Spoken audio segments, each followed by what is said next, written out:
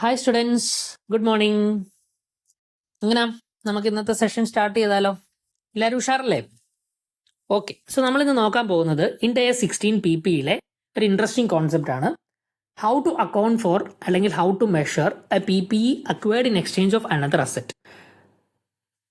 അതായത് സിമ്പിളായിട്ട് പറഞ്ഞാൽ നമ്മൾ ഒരു PPE പർച്ചേസ് ചെയ്യുമ്പോൾ നമ്മൾ ക്യാഷ് ആയിരിക്കും പേ ചെയ്യുന്നത് അല്ലേ? അങ്ങനെയാണെങ്കിൽ നമ്മൾ ആ PPE ഏത് വാല്യൂവിൽ മെഷർ ചെയ്യും? നമ്മൾ എത്ര രൂപയാണോ പേ ചെയ്യുന്നത് ആ എമൗണ്ടിൽ. പക്ഷേ നമ്മൾ ക്യാഷിന് വരെ ഒരു അസറ്റാണ് കൊടുക്കുന്നതെങ്കിലോ? അവിടെയാണ് ഈ സ്റ്റാൻഡേർഡിൻ്റെ ഈ സെക്ഷൻ്റെ ആപ്ലിക്കബിലിറ്റി വരുന്നത്.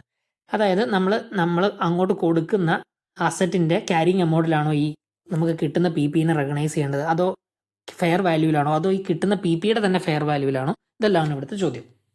സോ നമുക്ക് എന്നാ പറയുന്നത് നോക്കാം. നമുക്കൊരു ഇൻട്രസ്റ്റിംഗ് എക്സാമ്പിൾ വെച്ച് നോക്കാം. നിങ്ങളെല്ലാവരും കണ്ടിട്ടുണ്ടായിരിക്കും നമ്മുടെ ജഗതി ചേട്ടൻ പ്ലേ ചെയ്തിട്ടുള്ള ഉമ്മച്ചൻ എന്നുള്ള ക്യാരക്ടർ പറയുന്ന ഒരു ഡയലോഗ്. അതായത് ഉമ്മച്ചൻ ആരാമത്തിൽ നിന്ന് ഒരു ആന്തോറിയം പറിച്ച് ക്ലാരയ്ക്ക് കൊടുക്കുമ്പോൾ ക്ലാര എന്ത് ചെയ്യണം? അടുക്കളയിൽ നിന്ന് ഒരു ഔലോസ് ഉണ്ട ഉമ്മച്ചന് കൊടുക്കണം. അപ്പോൾ ഈ കേസിൽ നമ്മുടെ ഉമ്മച്ചൻ ലിമിറ്റഡ് ആണ് കമ്പനി എന്ന് വിചാരിക്കുക. നമ്മൾ ബുക്സ് ഓഫ് അക്കൗണ്ട്സ് മെയിൻറ്റെയിൻ ചെയ്യുന്നത് ഉമ്മച്ചൻ ലിമിറ്റഡിൻ്റെയാണ്.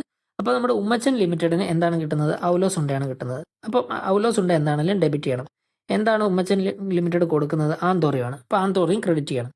ഈ ആന്തോറിയം എന്താണെങ്കിലും നമ്മൾ ക്രെഡിറ്റ് ചെയ്യേണ്ടത് അല്ലെങ്കിൽ ഡീറെക്കഗ്നൈസ് ചെയ്യുന്നത് ക്യാരിങ് എമൗണ്ടിലായിരിക്കണം. അതിൽ സംശയമൊന്നുമില്ലല്ലോ. അത് നമുക്ക് ഓൾറെഡി അറിയാവുന്ന കാര്യമാണ്. നമ്മുടെ ഇവിടുത്തെ ക്വസ്റ്റ്യൻ ഔലോസ് ഉണ്ട് ഏത് വാല്യൂവിൽ റെക്കഗ്നൈസ് ചെയ്യണമെന്നുള്ളതാണ്. അപ്പോൾ ഫസ്റ്റ് നമ്മൾ ചെക്ക് ചെയ്യേണ്ടത് whether the transaction has A commercial substance.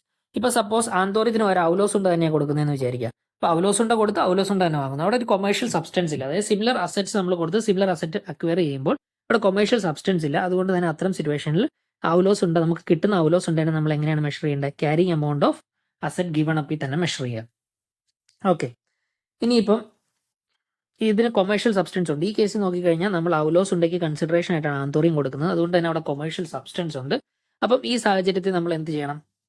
V should first look in if we can identify fair value of asset given up. അതായത് ആന്തോറിയത്തിന്റെ ഫെയർ വാല്യൂ ഐഡന്റിഫൈ ചെയ്യാൻ പറ്റുന്നുണ്ടോ എന്ന് നോക്കാം. If it is fair value 15 ആണെങ്കിൽ ഔലോസ് ഉണ്ട് ആ ഫെയർ വാല്യൂവിൽ റെക്കഗ്നൈസ് ചെയ്യാം.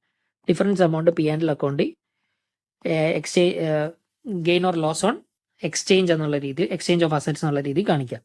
ഓക്കെ, ഇനിയിപ്പോൾ സപ്പോസ് നമുക്ക് ആന്തോറിയത്തിന്റെ ഫെയർ വാല്യൂ അവൈലബിൾ അല്ല എന്ന് വിചാരിക്കാം. നമുക്ക് ഔലോസ് ഉണ്ടയുടെ ഫെയർ വാല്യൂ നോക്കാം.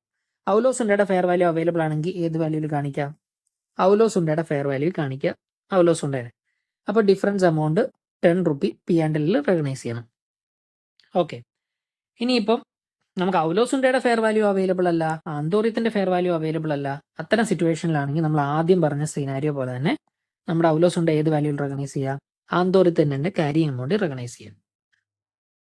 ഇനിയിപ്പം ഇതിനൊരു ആഡ് ഓൺ ചെയ്ത് കഴിഞ്ഞാൽ, അതായത് ഇപ്പം നമ്മളിപ്പോൾ 3 സിനാരിയോ കണ്ടല്ലേ, അതിലെ ക്യാരിങ് എമൗണ്ട് ഓഫ് ആന്തോറിയത്തിന്റെ കേസിലും ഈ പറയുന്ന പോലെ fair value of anthurium recognise ചെയ്യുന്ന കേസിലും നമ്മൾ എന്തെങ്കിലും ക്യാഷ് പേ ചെയ്തിട്ടുണ്ടെങ്കിൽ, say if there is a cash paid of 10 രൂപ, okay, and there is a cash received of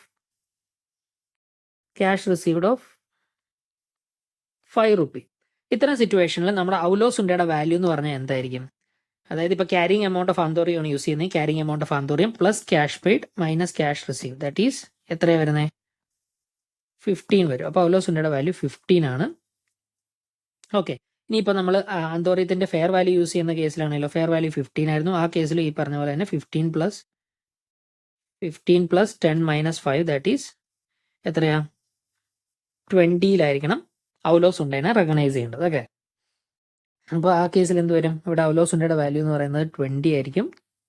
difference എന്ന് പറയുന്നത് P&L അക്കൗണ്ടിൽ ലോസ് വരും. ഓക്കെ, ഇനി ഇതിൽ നമ്മൾ ശ്രദ്ധിക്കേണ്ട കാര്യം, നമ്മൾ if fair value of asset received ആണ് എടുക്കുന്നതെന്ന് വിചാരിക്കുക. അതായത് ഈ കേസിൽ നമ്മൾ ഔലോസ് ഉണ്ടയുടെ ഫെയർ വാല്യൂവിൽ തന്നെയാണ് ഔലോസ് ഉണ്ട കാണിക്കുന്നത് വിചാരിക്കുക. സോ ഔലോസ് ഉണ്ടയുടെ ഫെയർ വാല്യൂ 20 ആണെന്ന് നമ്മൾ നേരത്തെ പറഞ്ഞിരുന്നു. അപ്പോൾ 20 കാണിക്കുന്നതെങ്കിൽ ആ കേസിൽ നമ്മൾ ക്യാഷ് പെയ്ഡും ക്യാഷ് റിസീവ്ഡും അഡ്ജസ്റ്റ് ചെയ്യണോ? ക്യാഷ് പെയ്ഡും ക്യാഷ് റിസീവ്ഡും അഡ്ജസ്റ്റ് ചെയ്യേണ്ട കാര്യമുണ്ടോ? ഇല്ല. കാരണം എന്താ?